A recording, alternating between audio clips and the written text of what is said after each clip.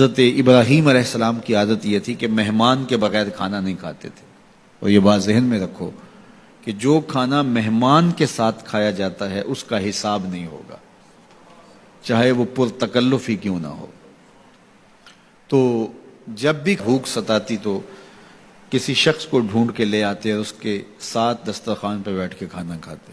ایک دن ایک مہمان کو ڈھونڈ لائے اور کھانا تیار تھا تو کہا کہ اللہ کا مبارک نام لیجیے اور شروع کیجیے. اس نے کہا میں تو اللہ کو نہیں مانتا. تو کہا کہ میاں تیرا اور میرا رشتہ کیا ہے؟ میں تجھے اللہ کے نام پہ ہی تو کھلا رہا ہوں کہ تو اس کا بندہ ہے، اور اگر تو اس کا نام ہی گوارا نہیں کرتا تو پھر کیا باقی بچا؟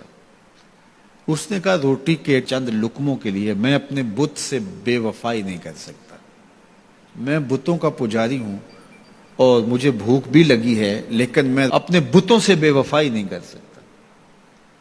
تو حضرت ابراہیم نے فرمایا تو اتنا غیرت مند ہے، اپنے بتوں کے ساتھ تیری یہ وفا ہے، تو سن پھر میں بھی اللہ کے نام کے علاوہ تجھے ایک لقمہ نہیں دے سکتا. اس نے کہا کوئی بات نہیں، اٹھ کے چلا گیا. وہ چلا گیا تو جبریل آ گئے، رب کا سندیشہ دیا، ابراہیم تو نے میرا بندہ ناراض کر دیا. یا اللہ وہ تیرا بندہ تھا، تیرا نام لینا گوارا نہیں تھا. کہا ابراہیم اس کی عمر کتنی ہوگی؟ مالک 70-80 کے پیٹے میں ہوگا. تو کہا اتنا عرصہ ہو گیا نا کہ میں اس کو دے رہا ہوں، تم ایک دن نہیں کھلا سکے. اب ابراہیم علیہ السلام ان کو ڈھونڈ رہا، وہ پہاڑ چڑھ رہا تھا تو آواز دی او میاں آ جاؤ کھانا ٹھنڈا ہو رہا ہے. اس نے کہا آ جاؤں گا لیکن تمہارے رب کا نام نہیں لوں گا. کہا نہ لینا، آ جاؤ.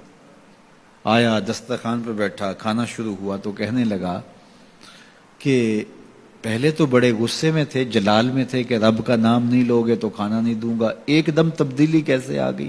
کہا اسی رب کا سندیشہ آیا ہے کہ مجھے بھی تو اتنا عرصہ ہوا کہ دے رہا ہوں، تم ایک دن نہیں دے سکے. تو اس نے کہا تیرا رب اتنا مہربان ہے تو مجھے بھی اس اپنے رب کا غلام بنا لے. تو جو اسے مانتا ہے اسے بھی دیتا ہے، جو نہیں مانتا تو یہ نہیں دھوکہ کھانا چاہیے کہ فلاں کے پاس رزق کتنا ہے اس لیے وہ اللہ کا مقبول ہے، فلاں تخت حکومت میں بیٹھا ہے اللہ کا مقبول ہے. یہ کوئی دلیل نہیں ہے. کتنے لوگ ہیں جو اس کے منکر ہیں، اس کے وجود کے منکر ہیں، لیکن اس کے باوجود ان کو اتنا عطا کرتا ہے. بلکہ فرمایا اگر تمہارا مجھے لحاظ نہ ہو تو کافروں کے گھروں کی سیڑھیاں بھی سونے اور چاندی کی ہوں، چونکہ ان کو سب کچھ دنیا پہ دے دیا جائے گا، آخرت میں ان کا کوئی حصہ نہیں.